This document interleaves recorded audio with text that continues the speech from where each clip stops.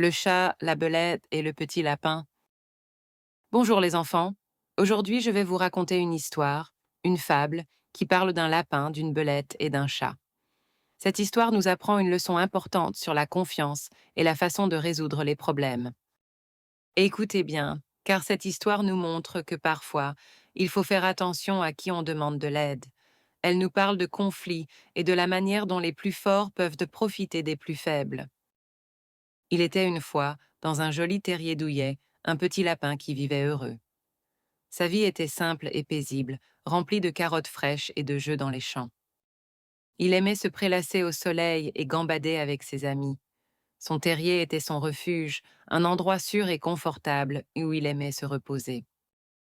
Un jour, une belette, rusée et sans gêne, décida de s'installer dans le terrier du lapin pendant son absence.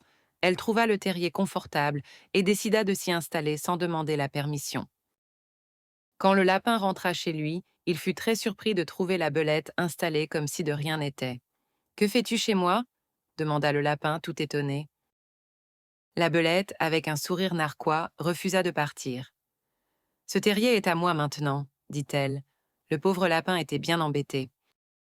Le lapin et la belette se disputèrent longuement, sans trouver de solution. Ils décidèrent alors de demander l'aide d'un vieux chat, réputé pour sa sagesse. Ils pensaient que le chat, étant plus âgé et expérimenté, saurait les aider à résoudre leurs problèmes. Ils espéraient une décision juste et équitable. Ils se mirent donc en route, chacun espérant que le chat prendrait son parti. Ils voyaient le chat comme une figure d'autorité, capable de rendre la justice.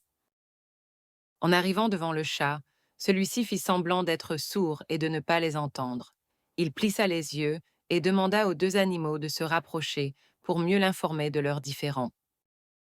Peut-être que le chat voulait les observer de plus près, ou peut-être qu'il avait déjà un plan en tête. Son attitude était étrange et méfiante. Il leur proposa de lui expliquer leurs problèmes de plus près en chuchotant à son oreille. C'était une proposition étrange, mais le lapin et la belette, naïfs, acceptèrent. Soudain, le chat, d'un bond, attrapa le lapin et la belette. Il les dévora sans hésitation, mettant fin à leur querelle de la manière la plus cruelle. Le chat n'avait jamais eu l'intention de les aider, il avait simplement profité de leur dispute pour les manger. Il n'était pas intéressé par la justice ou la médiation, il était seulement intéressé par son propre intérêt, son propre repas. La morale de cette histoire est simple. Souvent, le plus fort profite des querelles des autres. Il faut faire attention à qui on fait confiance. Cette fable nous montre que les plus puissants peuvent abuser de leur force pour exploiter les plus faibles. Il est important de se méfier des apparences et des belles paroles. Il ne faut pas être naïf et croire tout ce qu'on nous dit. Il faut toujours réfléchir par soi-même et se poser des questions. Dans cette histoire, le chat représente le pouvoir et l'autorité.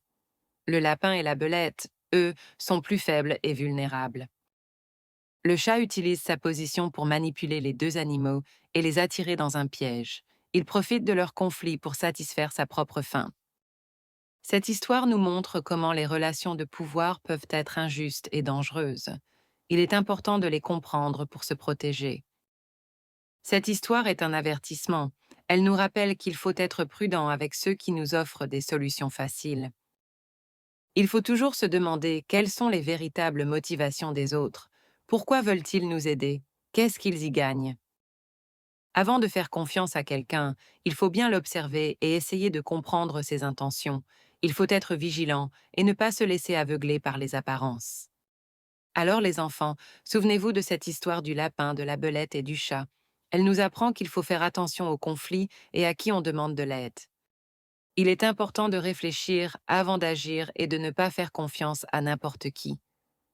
La prudence est une qualité précieuse qui peut nous éviter bien des ennuis.